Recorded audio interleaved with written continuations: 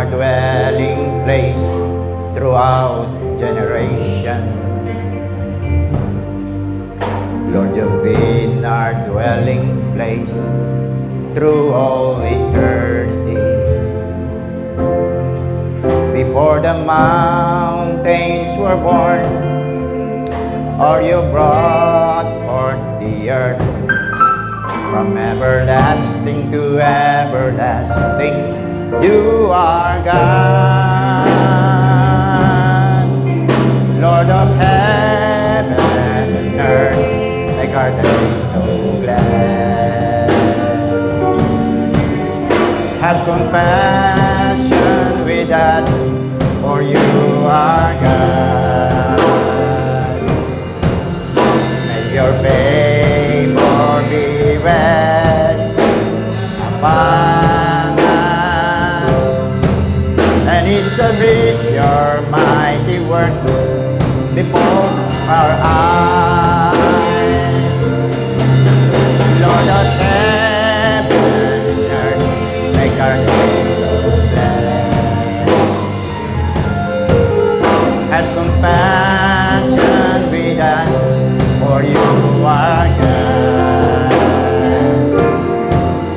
May your favor be resting upon us, and establish your mighty works before our eyes.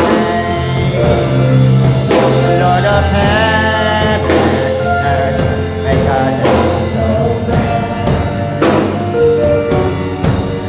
Have compassion with us, for you are God. May your favor upon us, and establish your mighty work before our eyes. Lord of heaven, Lord of heaven, make our days so glad. Have compassion with us, for you are God. May your favor be resting upon us, and establish your mighty work before our eyes. One more. Lord of heaven, God is so glad. Feel the presence of the Lord. Have compassion with us, for you are God.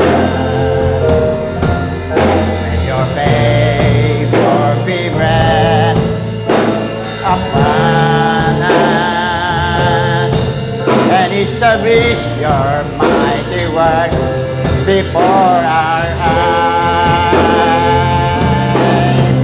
Lord of heaven and earth, God is so glad. Have compassion with us, for you are God. Your favor be rest upon us, and establish your mighty work before our eyes. And establish your mighty work. And establish your mighty works before our eyes. And establish your mighty works. And establish your mighty works before our eyes.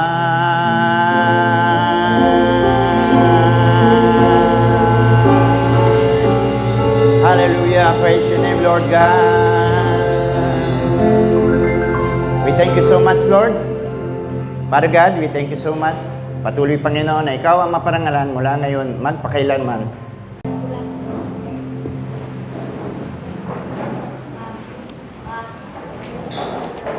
So, narito tayo ngayon upang patuloy na sambahin ng Lord sa pamamagitan ng ating paikinig ng salita ng Diyos.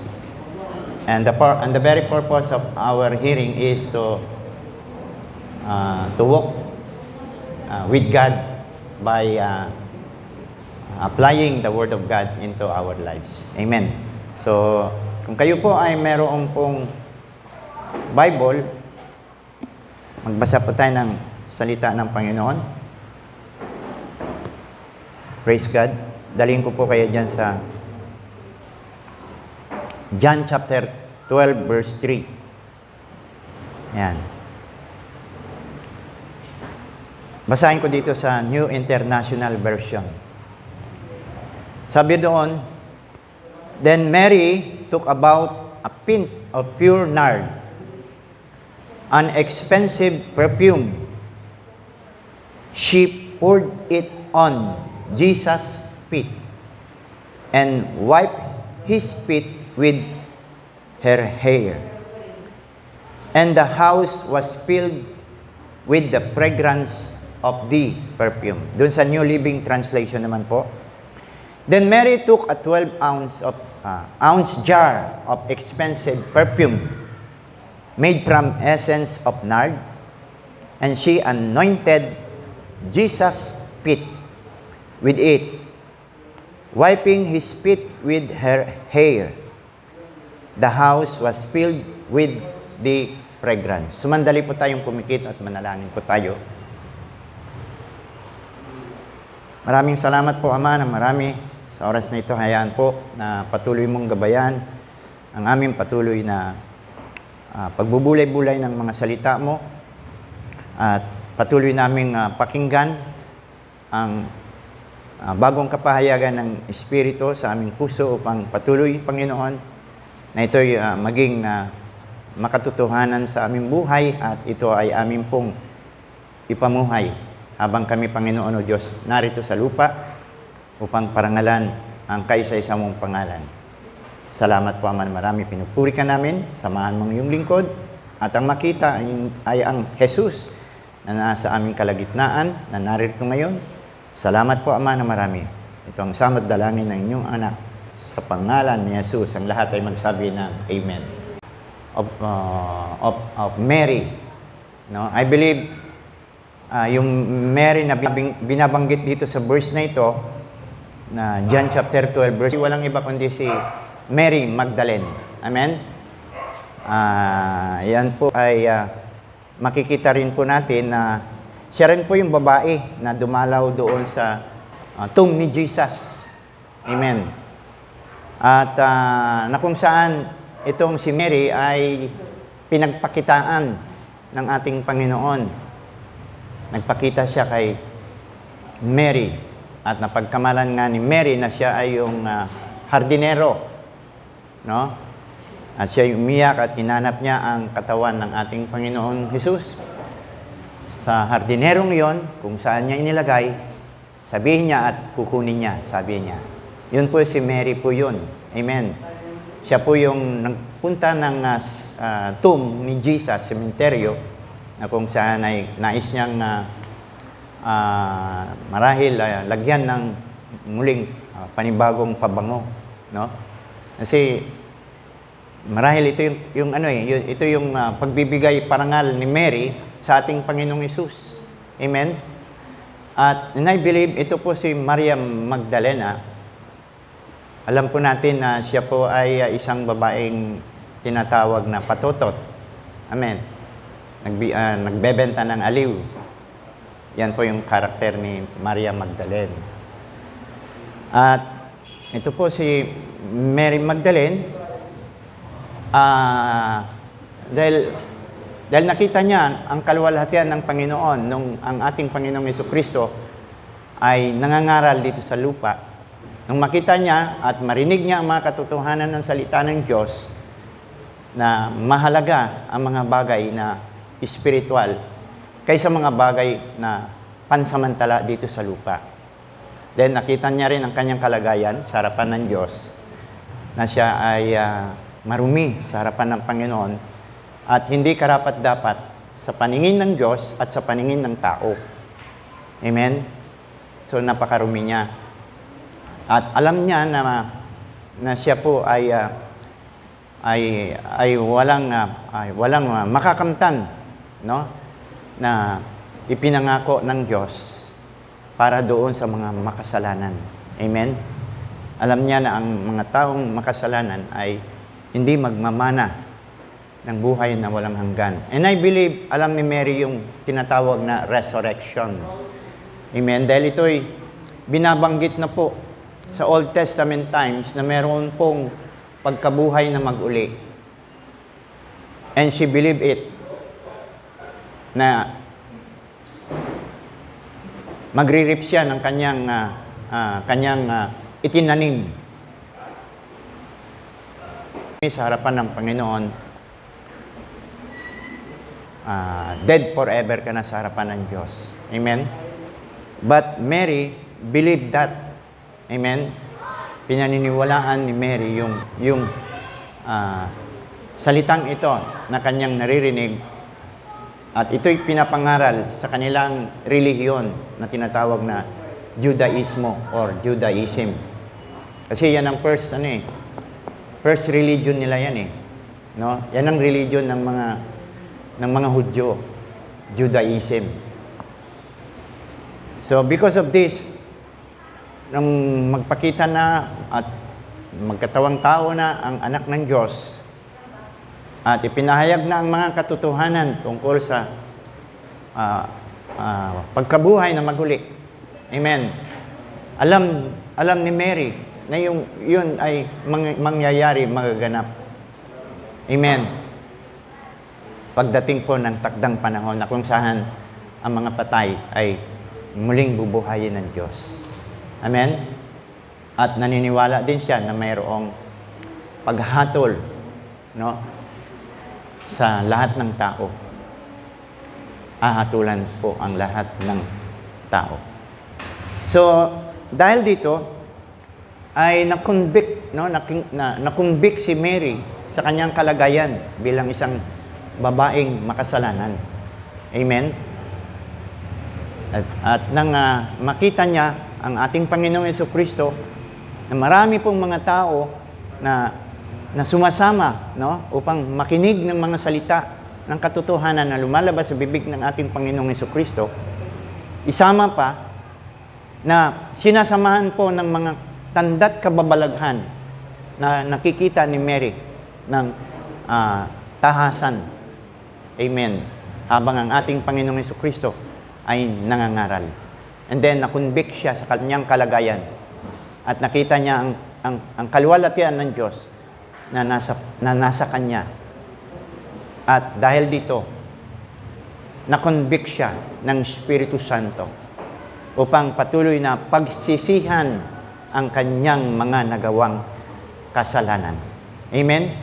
Kaya dito sa tagpong ito, nakita po natin yung tagpong ito doon sa ating binasa kanina, na si Mary ay kumuha ng mamahaling nardo, isang uri ng pabango ito na hindi pangkaraniwan. Amen? At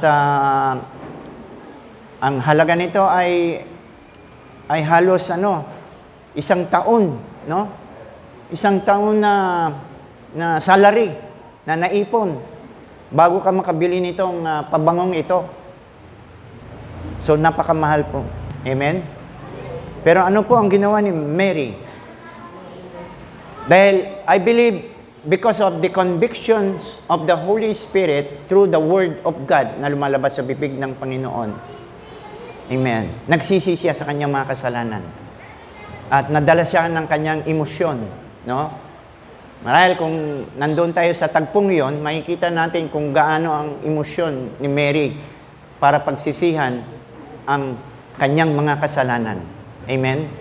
So dahil dito, kahit alam niya na yung pabango na hawak niya na nardo ay napakamahal at hindi pangkaraniwan ito, kailangan ito ng isang taon na wages na paghihirap sa pagtatrabaho.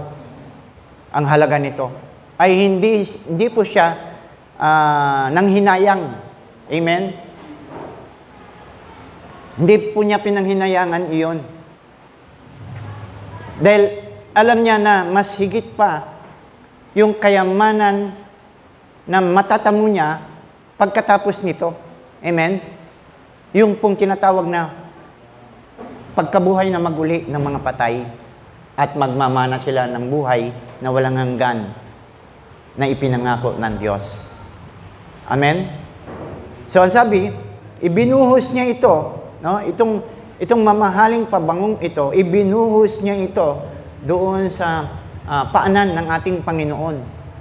No? Ibinuhos niya ito sa paanan ng ating Panginoon.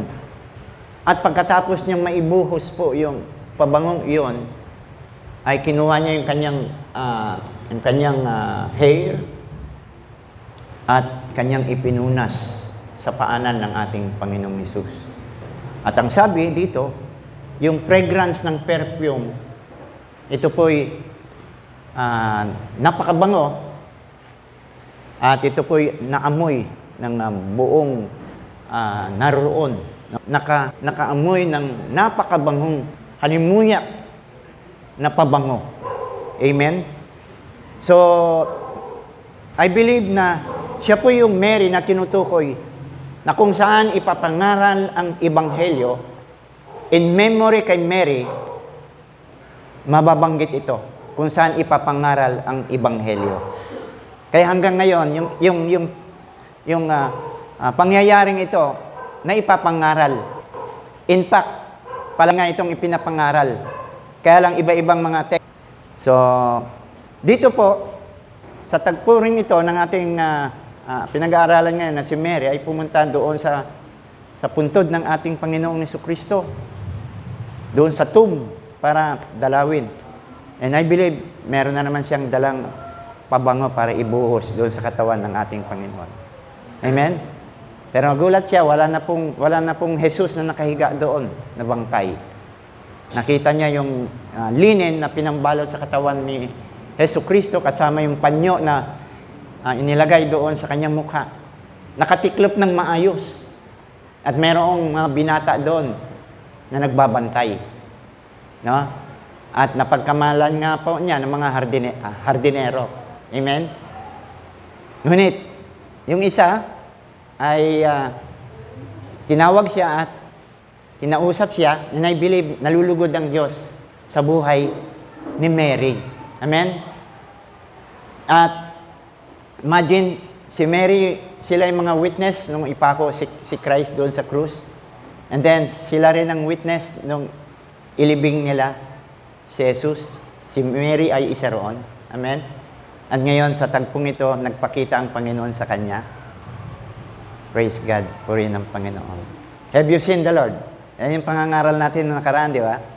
I have seen the Lord. So, napakapalad po ni Mary. Ngayon man, ay nais ko pong bigyan din ngayon yung buhay ni Mary. Amen. Kung paano, sabi nga, kung paano na yung humalimuyak yung pabangong ibinuhos niya sa paanan ng Panginoong Jesucristo at pinunas niya ng kanyang buhok rin ng Panginoon.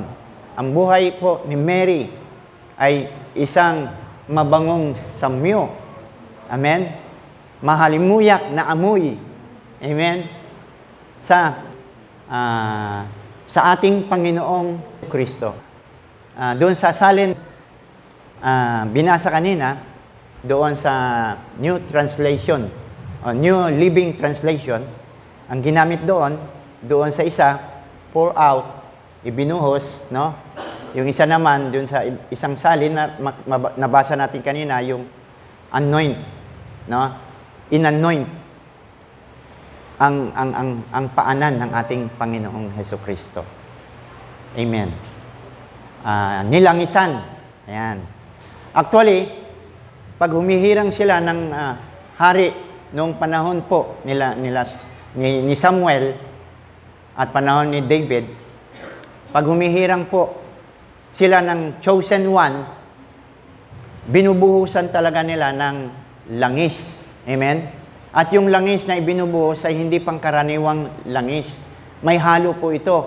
Amen? Ang halo nito, pabango. Kaya pag binuhos po yung langis doon sa piniling hari na magiging hari ng Israel, humahalimuyak din po yung amoy nito. Amen? At yung sa anointing, amen, ito po yung ginawa ni Mary sa paanan ng Panginoon, telling us na itong Jesus na ito na binuhusan ng mamahaling pabango ay siya yung tinatawag na Mesaya.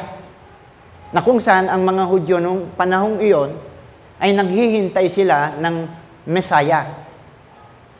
Kaya lang, ang interpretation ng mga religious people ng kanilang kapanahunan ay yung Mesaya ay darating na tulad sa isang hari. Amen? Na may magandang kasuotan, maringal na damit, at merong kasundaluhan. Ayan, ang inaasahan nilang Mesaya na darating.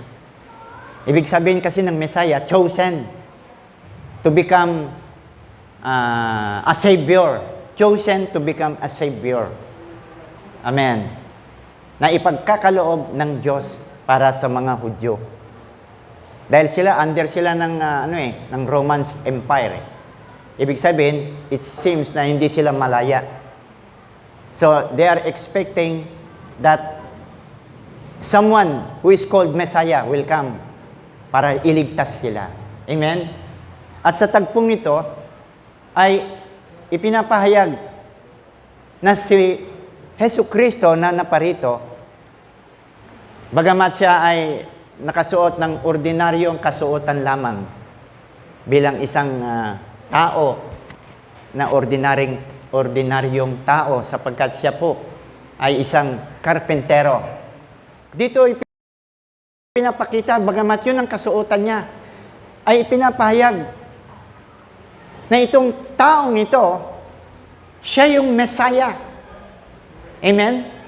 At simbolo pa rin na ipinapahayag dito na itong Mesaya na ito ay merong isang buhay na kaaya-aya sa harapan ng Diyos. Amen? Na yung ibinuhos sa kanyang pabango ay humalimuyak doon sa loob ng sambahayan. Amen? Na humalimuyak po yung bango nito. Hallelujah. And that's why sa kagalakan ng ating Panginoong Jesucristo, kaya nga, na si Mary, saan man dumating ang mga henerasyon, magpasa-pasa man ang maraming henerasyon, yung tagpong ito, yung pangyayaring ito, ay muling uulitin upang ipangaral. Amen? At ngayon, naulit ngayon, sa araw na ito, bilang parangal ng Panginoong Hesus kay Mary, dahil sa buhay niyang mula sa kadiliman, binago ng Panginoon. At dahil siya'y binago ng Panginoon, nais niya na laging makasama ang Panginoon. Na kahit alam niya na si Jesus ay inilibing na, namatay at inilibing na, naroon pa rin ang hope niya na isang araw itong Jesus na yun ay makikita niya muli. Amen? Ito rin yung tagpo na Simon na Pariseo. Yan. Ay binisita ng ating Panginoong Jesucristo. At si Simon ay witness sa ginawa ng babaeng iyon.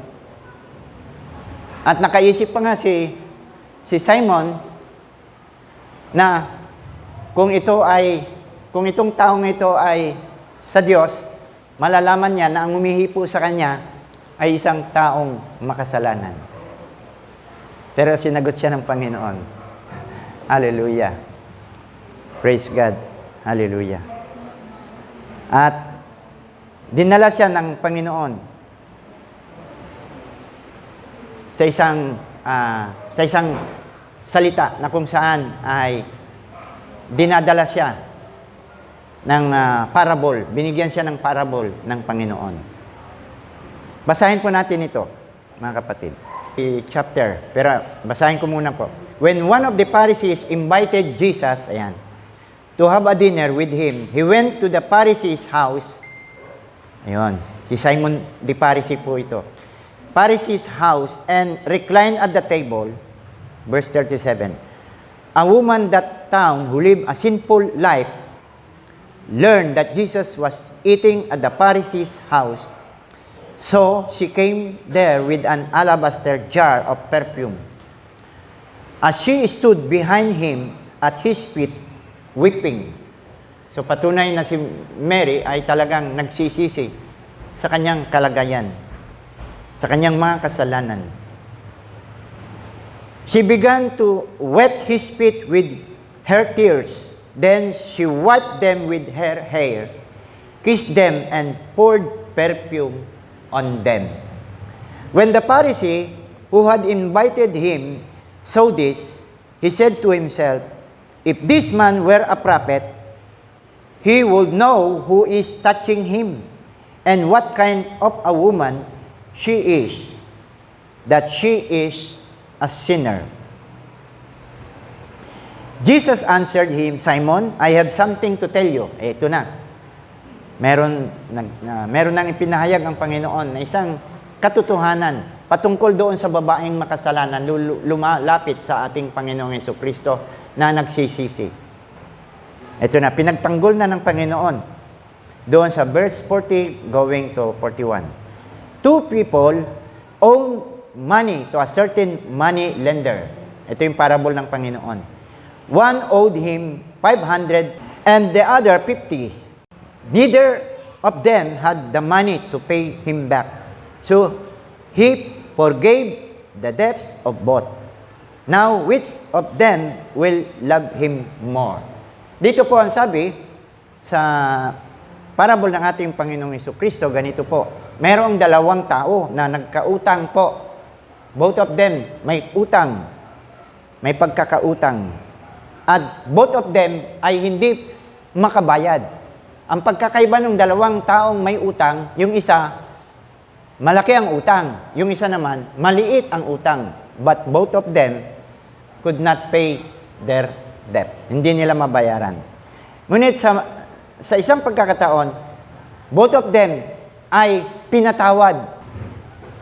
Sino sa kanilang dalawa ang magmamahal sa kanya? At sumagot po si Simon the Pharisee, ang sagot niya, I suppose the one who had the bigger debt forgiven. Anong sagot ng ating Panginoong Jesucristo? You have judged correctly.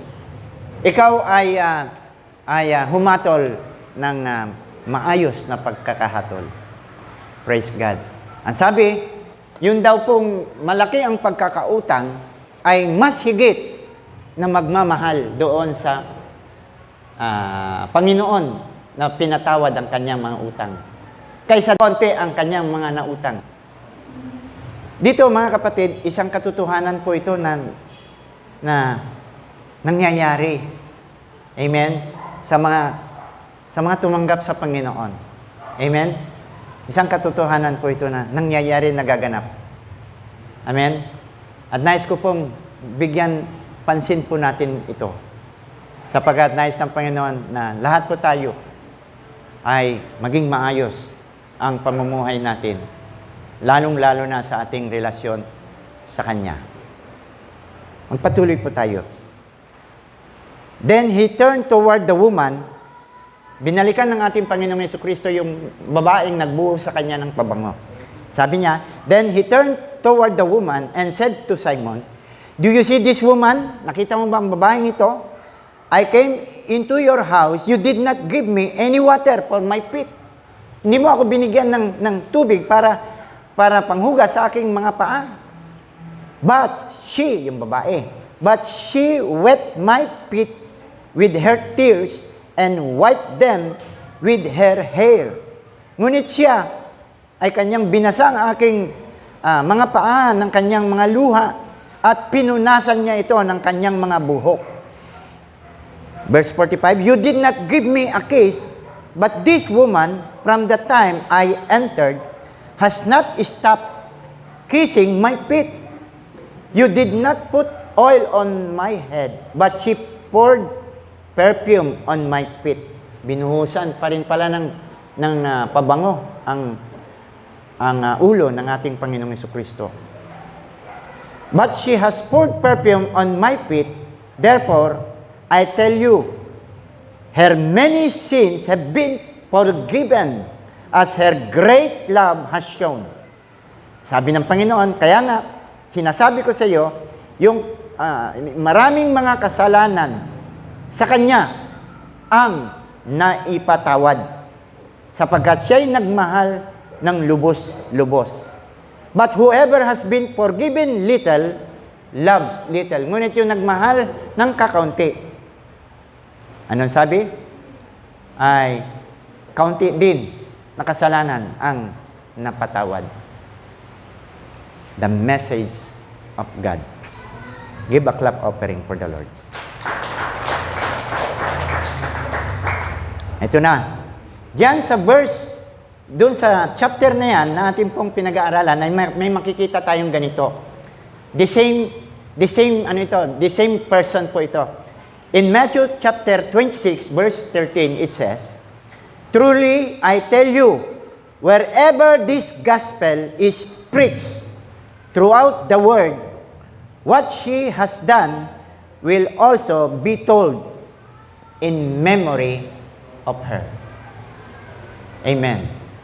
So, naipapangaral, even right now, ang ebanghelyo ng ating Panginoong Jesucristo patungkol sa ginawa ng babaeng iyon na nagbuhos ng pabango sa ulunan ng ating Panginoong Jesucristo at nagbuhos din ng pabango doon sa kanyang mga paa.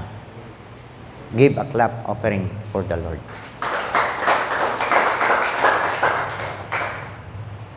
Alam niyo mga kapatid, yung pong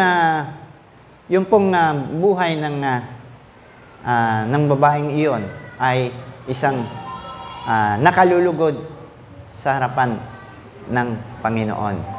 Amen. Hallelujah. And I believe na yung babaeng iyon ay talagang nagmahal sa ating Panginoon. Amen? Kapag mahal mo ang Panginoon, you need to understand na I am crucified with Christ. I no longer live, but Christ lives in me. Ayan, yun po yun. The life I live in the body, I live by faith in the Son of God who loves me and gave Himself for me. Ibig sabihin nito, brothers and sisters, yung babaeng yun, inilagay na niya ang kanyang sarili na patay na. Amen? Patay na siya sa kanyang sarili. At ang nabubuhay na sa kanyang buhay ay walang iba kundi si Jesucristo. Amen? So first priority niya ang Panginoon. That's why early in the morning of Sunday, yung babaeng iyon ay pumunta doon sa libingan upang magsilbi sa Panginoon. Even though alam niya at batid niya na nailibig na ang ating Panginoon. Pero dahil sa laking pagmamahal niya, nagawa niya pa rin pasyalan yung katawan lupa ng ating Panginoon. Kaya lang, wala siyang nakitang katawan nakahimlay doon. Dahil ang katawang iyon ng ating Panginoong Jesucristo ay muling nabuhay. Give a clap offering for the Lord. Tignan niyo po, ang buhay ng ating Panginoong Jesucristo. How He gave His life so much for us. How Jesus Christ proved His love much for us. Tingnan niyo po doon sa Ephesians chapter 5 verse 2. And walk in love, just as Christ also loved you and gave Himself up for us, an offering and a sacrifice to God as a fragrant aroma. So even Christ has gave Himself as a fragrant aroma. Ito na po yung binabanggit ko kanina. Fragrant aroma. Isang napaka masarap na samyo. Isang napakabango Yung buhay ni Jesus, ito po yung buhay niya, napakabango ng buhay ng ating Panginoong Jesucristo. And that's why we need also to give our lives bilang fragrant aroma with Him in response to His love. Amen? In response doon sa pag-ibig ng Panginoon, ibibigay din natin ang ating buhay as a fragrant aroma. Amen? So yung palang maglingkod sa Panginoon is a fragrant aroma. Yung paglingkuran mo, yung mahalin mo ang Panginoon, that's what yung mensahe na pinapaabot ni Mary doon sa pabangong dala-dala niya. Kaya nga, nung ibinuhos yung nardo na yon sa paanan at ulo ng Panginoon, humalimuyak po. Amen. Ang buong sambahayan. Humalimuyak po ang buong building. Purihin ng Panginoon. Hallelujah. Ito ang hinihintay ng Panginoon na mabangong samyo sa bawat buhay po natin. Amen?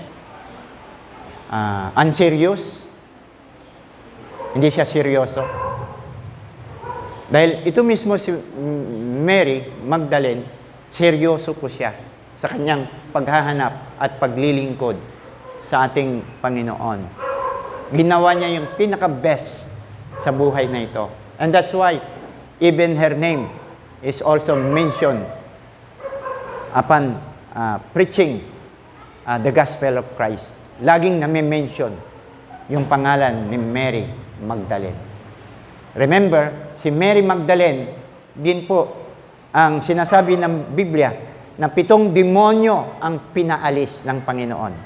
Amen? Grabe, ano? Ibig sabihin, yung kanyang buhay talaga ay hindi magandang patutuo. But thanks be to God, through Christ Jesus, naging isang mabangong samyo ang buhay ni Maria Magdalene. Hindi lamang sa harapan ng Diyos, kundi even doon sa kanyang komunidad. Nakita talaga. Kaya nga, dahil siya ay nagmahal ng malaki ding kasalanan ang naipatawad sa kanya ng Diyos. Amen? So, dito po mga kapatid, God is expecting po sa kanyang mga anak na maglilingkod sa kanya. Well, sabi ng verse muli na ating pong tinutunghayan, mga kapatid, doon sa Luke chapter 9, verse 62, ang sabi po ron, Jesus said to him, "No one who puts his hand to the plow and looks back is fit for the kingdom of God." Yung pong mga tao na nag-aararo daw po, mga kapatid, no? At siya'y palaging patingin-tingin sa kanyang likuran, amen, ay hindi karapat-dapat sa kaharian ng Diyos. Amen. Why? Kasi kung ganito ang magiging style po natin, amen, tingnan na lamang po natin yung mga nag-aararo. Kung lagi po siyang palingon-lingon sa kanyang likuran, kailan pa siya matatapos mag-araro? Amen. Hallelujah.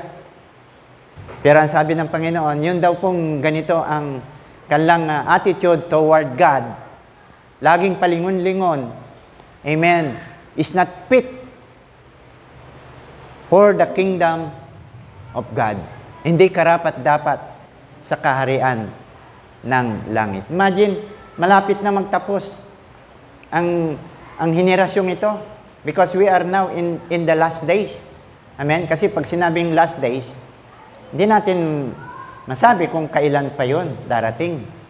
Kasi masyadong full of parable ang mga binabanggit ng Biblia patungkol po dito. Lalong-lalo na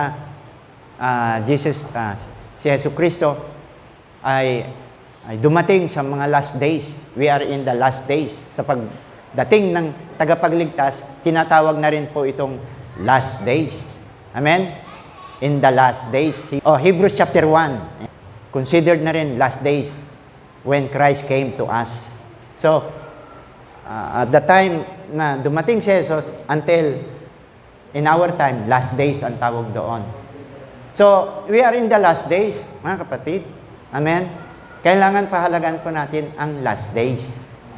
Ibig sabihin, itong ipinagkaloob sa atin ng Panginoon ng mga panahong ito, it is an opportunity for each and every one of us to show to the world that we have God. Amen? That we are also expecting, no, the promise of God, the hope given to us by God, yung eternal life. Amen? Impact nga ang buhay natin, di naman natin talaga hawak eh. Diba? Kasama lang natin, bukas makalawa, wala na siya. Parang bula na pumutok. Di ba? Nawala nang, naglaho na, dire-diretso nang nawala. Kailan mo lang nakakausap, isang araw, wala na siya. Di ba? Yan ang buhay natin, di ba? Eh kung ganito ang buhay natin, ibig sabihin nito, all of us needs to prepare. Sabi doon sa Luke chapter 9 verse 23, and he said to all, if anyone will come after me, let him deny himself and take up his cross daily and follow me. Eh, ito yung ebanghelyo eh. Ang ebanghelyo, it is telling us yung magandang balita na nakapaloob doon sa salita ng Diyos that someday somehow we will inherit God's kingdom at magkaroon tayo ng buhay na walang hanggan. Di ba good news yan? Amen? Kung ganoon, kung ito'y good news mga kapatid, merong requirement ang Diyos para yung good news na yan ay atin pong matamo. Ano po yun? Yan pong binasa natin ngayon. If anyone will come after me, let him deny and take up his cross daily and follow me. May requirement. Amen? At ang requirement nito, deny himself. Dalhin mo ang iyong cross araw-araw and follow me. Amen. Kung magagawa mo ito, mga kapatid, you are preparing yourself. Amen? To the promise of God. Mahalaga sa iyo yung promise ng Diyos. And you are preparing yourself to that promises of God. Amen? Ano pa? Ang sabi? Matthew 24 verse 44. Therefore, you also must be ready, for the Son of Man is coming at an hour you do not expect. Lahat po tayo ay magsipaghanda sapagkat darating ang anak ng tao sa oras na hindi natin inaasahan. Actually, ang kamatayan nga ng tao hindi unexpected pa rin, di ba? Di ba? Sino ba nakakaalam ng race na nilagay ng Lord, ng mga takbuhin natin? Hindi naman tayo pare-parehas eh. Di ba?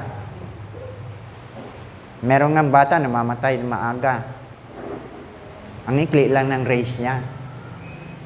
Si Pastor, mahaba-haba na ang race ko. Naka 60, ano na ako eh. Magsi-61 na ata ako sa susunod na July. Malapit na. Amen. So, praise God. Salamat. Binigyan ako ng Lord ng mahabang race. Amen. And I pray that another decade pa dumating sa akin. Bigyan pa ako ng another decade ng Lord. 70 na ako. Kung 1 decade, 10 years yun eh. 1 decade, di ba? 10 years. Bigyan pa ako ng isang dekada ng Lord. Magse-70 na ako. Matanda na ako. Sinong susunod sa akin kaya magpapastor dito? Sasalo ng baton ng armor of God kung ako'y matanda na. Di ba? Praise God. Purihin ng Panginoon. Hallelujah. Sino kaya magiging senior pastor ng armor of God? So, purihin ng Panginoon. But I pray to God na matapos ko yung takbuhin ko na ibinigay sa akin. So, I'm asking the Lord, 1 decade. Then, pagdating siguro ng 70, mag-ask uli ako ng another decade. To make it 80. Ganyan pa man, siya pa rin may hawak ng ating buhay. Amen? Kaya all of us must submit to God. Amen? Kailangan natin lahat tayo always submitting ourselves to God. So that on the time that God calls us, ready na po tayo. Di ba? So, praise God. Sabi pa muli, ito, requirement uli ng Lord ito, matigas na requirement ito ng Lord.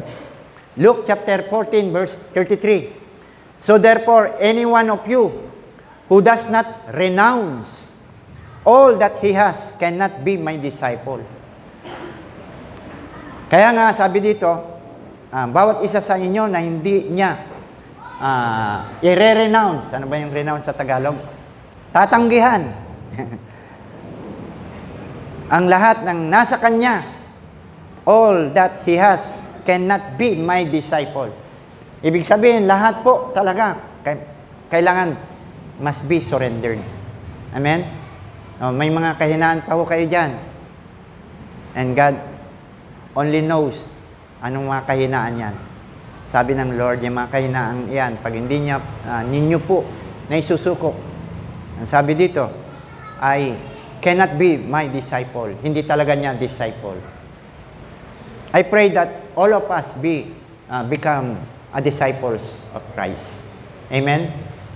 Lahat po, kailangan maging disciples ni Christ. Kasi ang sabi ng Panginoon, you are the light of this world. If you are not disciple, you are not the light of this world. But if you are disciples, you are the light of this world. Di ba? Tayo ang liwanag. In fact, we are the letters of God. Always read by many people around us. Amen? Sabi uli, 2 Corinthians chapter 2, verse 15, 16. Kasi may kinalaman ito doon sa buhay ni Mary Magdalene na isang babaeng makasalanan na ang kanyang buhay na nasa kadiliman noon ay dinala ng Lord sa liwanag. At ngayon, yung kanyang buhay ay naging isang mabangong samyo sa harapan ng Diyos at ng mga tao. Now, in 2 Corinthians chapter 2, verse 15 up to 16, it says, for we are a fragrance of Christ, ayan, to God among those who are being saved and among those who are perishing. To the one, an aroma from death to death. To the other, an aroma from life to life. And who is adequate for this thing? Mga kapatid, dito tinatanong tayo ng Panginoon. No, sino po sa atin ang sapat sa mga bagay na ito? Aroma of life or aroma of death? Ayan, dalawa lang naman eh. So, yung aroma of life is yung pong nabagong buhay po natin. Amen? Yun namang aroma of death, ay maalingasaw na ano ito, na amoy sa sarapan ng mundo. Pero, doon sa mga taong ayaw magbago, yung buhay mo magiging alingasaw na di magandang amoy sa kanila ang buhay natin. That's why, minsan nakakaranas tayo ng mga persecution, di ba? Kasi, nakikita nila yung buhay natin, at kapag nakita nila yung buhay natin, dalawang tao lang naman yan eh. Isang nabibless at hindi nabibless. Amen? Pag nakita nila ang buhay mo na kay Kristo, dalawa, isang nabibless at isang hindi nabibless. Yung mga hindi nabibless, yun ang magiging persecutor mo. Amen? Yun po magiging persecutor po ng bawat isa sa atin. Gayunman, sabi ng Lord, manatili kang tapat hanggang wakas. Sabi ng Panginoon, ng manatiling tapat hanggang wakas, siyang maliligtas. Amen. Siyang maliligtas.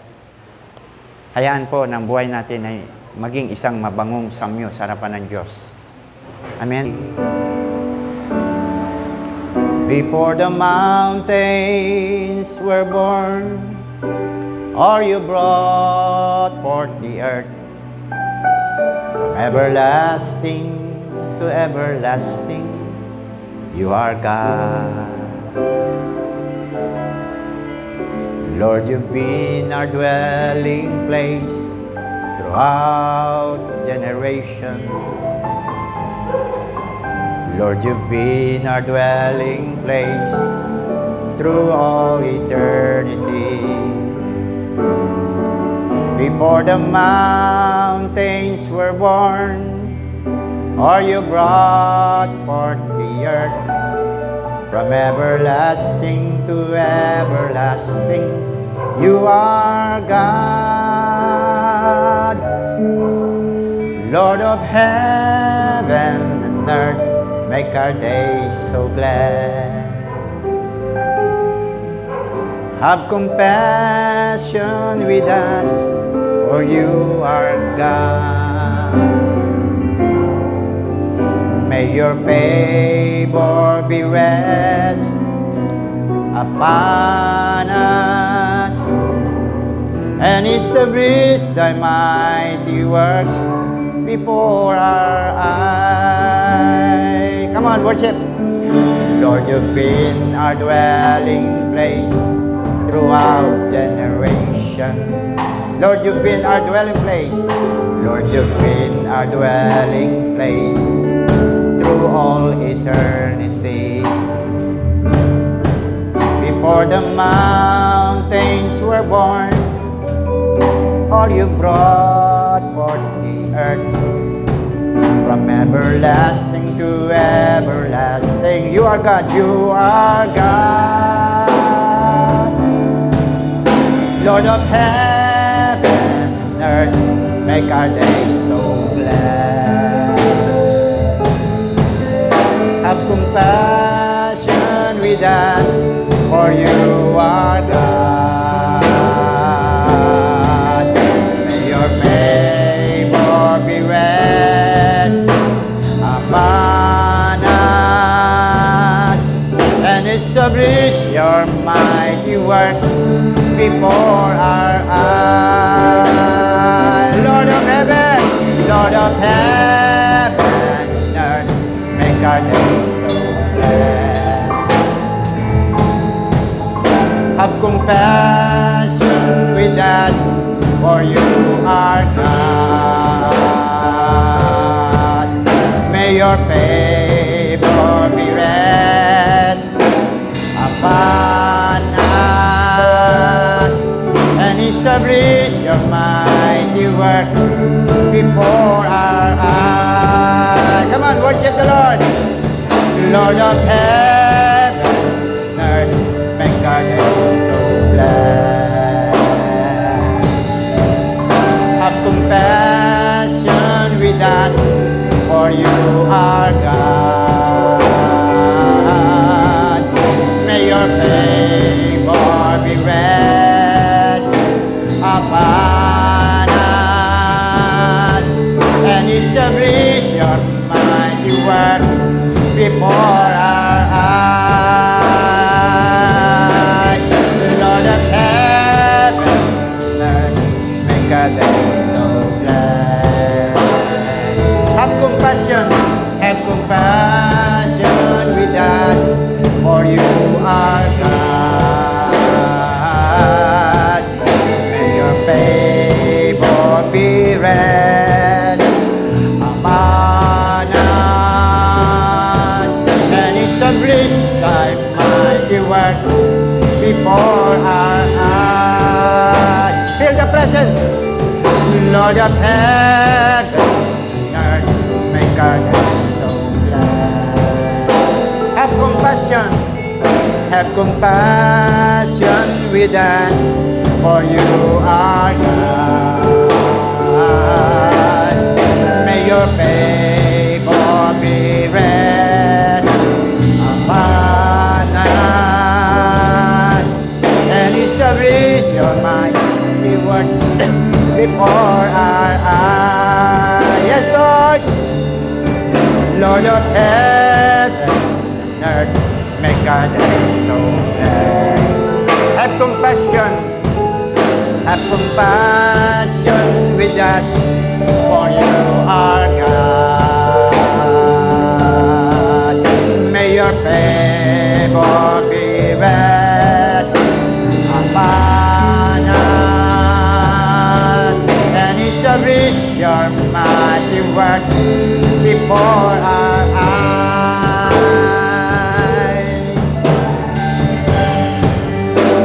Father God, we thank you so much, Lord. Salamat po, Panginoon, sa paggalaw ng Espiritu mo sa aming mga buhay. Gawin mo kami, Panginoon, O Diyos, Lord Jesus, isang mabangong samyo sa iyong harapan, Panginoon, na nakikita ng aming buhay, Panginoon, na nababasa ng lahat, na isang mabangong samyo, Panginoon, at nakikita nila ang buhay namin, nagliliwanag sa iyo, dahil ikaw ay nasa aming puso. At kami, Panginoon, O Diyos, Lord, ay nagiging kasangkapan mo para sa lahat, Panginoon. Salamat po, O Diyos, na sa oras na ito, ipinagkaloob mo sa aking mga kapatid, Panginoon, isang bagong buhay kay Kristo. Sapagat ang sinumang nakipag-isa sa iyo ay isa ng bagong nilalang. Wala nang dating pagkatao. Siya ay bagong-bago na, Panginoon. Yes, Lord, ito ang inaasahan mo, Panginoon. Nasa iyo ng aming mga buhay, Panginoon. Magpapatuloy hanggang wakas, Panginoon. Hanggang sa ikaw ay bumalik. Salamat po, Ama, na marami. Praise your name, Lord.